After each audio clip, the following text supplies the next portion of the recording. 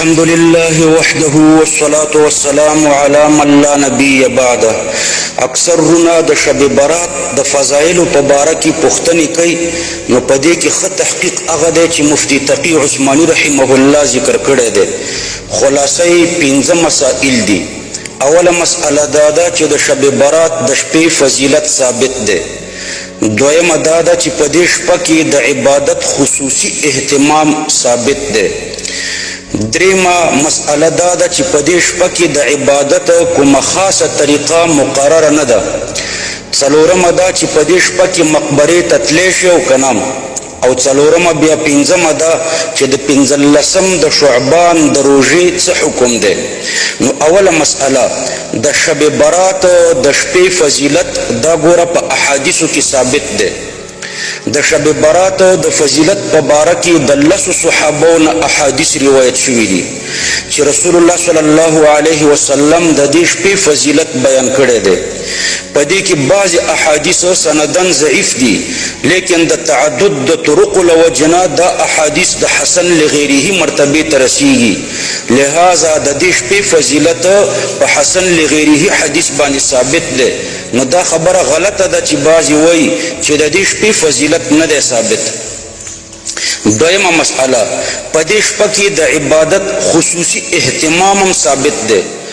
امت مسلمه د صحابو د تابعینو د زمانې نه تر ننه پورې په دې شپه کې د عبادت خصوصي اهتمام کوي.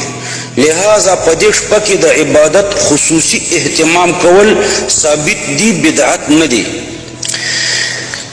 دریمه مسئله د عبادت کومه خاصه طریقه په دې شپه کې مقرره نه ده.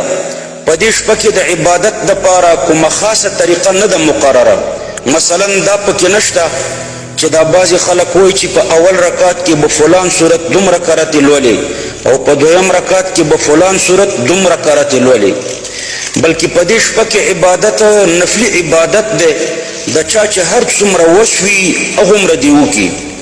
د قرآن تلاوت دی وکړي، تسبیحات دی ووایي، درود شریف دی ووایي، نفلي لمونځونه دی وکړي. څلورمه مسئله په دې شپه کې مقبرې ته تلل. بعضې خلک په دې شپه کې علی الاهتمام مقبرې ته ځي. په یو حدیث کې راغلی دی چې رسول الله صلی الله علیه وسلم په دې شپه د جنت البقیع مقبرې ته لاړو. خو ګورئ کوم عمل چې د رسول الله صلی الله علیه وسلم نه په کومه درجه کې ثابت وي نو په همغه درجه کې ساتل ضروري دي. رسول الله صلی الله علیه وسلم په خپله ټوله زندګۍ کې صرف په یو شب برات کې مقبرې ته تللی دی.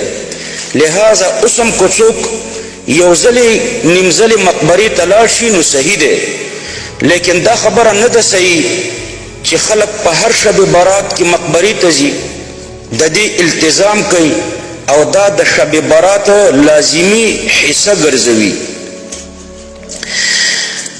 پنځمه مسئله د شب برات پسې چې کومه ورځ ده 15 د شعبان ورته وایي د دې روژه. په دې باره کې ګورئ ورونو صرف یو حدیث دی. رسول الله صلی الله علیه وسلم فرمایي اذا كانت ليلة النصف من شعبان فقوموا ليلها وصوموا نهارها فإن الله ينزل فيها لغروب الشمس إلى سماء الدنيا فيقول ألا من مستغفر فأغفر له، ألا مسترزق فأرزقه، ألا مبتلا فأعافيه، ألا كذا ألا كذا حتى يطلع الفجر.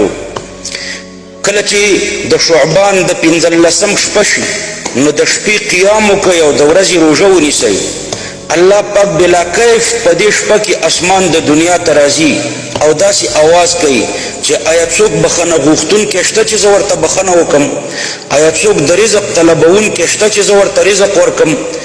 آیا څوک مصیبت زده شته چې زه د مصیبتونو نه خلاص کړم؟ نو دا یو حدیث کې د 15 د شعبان روژه ذکر شوې ده، لیکن دا روایت ضعیف دی. لہذا د دې کمزوري او ضعیف روایت د وجې نه د 15 د شعبان روژې ته سنت او یا مستحب ویل نه دي صحیح. البته که 15 د شعبان خو په ایام البیز کې راځي نو چې ایام البیز هم شي او 15 د شعبان هم شي، نو بیا د 15 د شعبان روژه د دې وجې نه نیولی شئ چې دا د میاشتې په ایام البیز کې راځي. دا په خیال کې ساتئ چې د ټول شعبان د روژو فضیلت ثابت دی. د 28 او د 29 د روژو نیول نه دي پکار، او نور د دې میاشتې د هرې ورځې د روژې فضیلت ثابت دی. او خاص د دې 15 تاریخ فضیلت په یو کمزوري روایت کې راغلی دی، د هغې نه استدلال نه صحیح کېږي. خو بیا ما درته وویلې چې دلته دوه خبرې جمع کېږي، یو 15 د شعبان چې په دې کمزوري روایت کې راغلی دی، او بل ایام البیز یعنی د میاشتې د سپوږمۍ چې ډېره روښانه په دې ورځو کې روژه نیول ثابت دي د هرې میاشتې. نو د دې میاشتې نیول هم پروا نه لري د ایام البیز په حیثیت.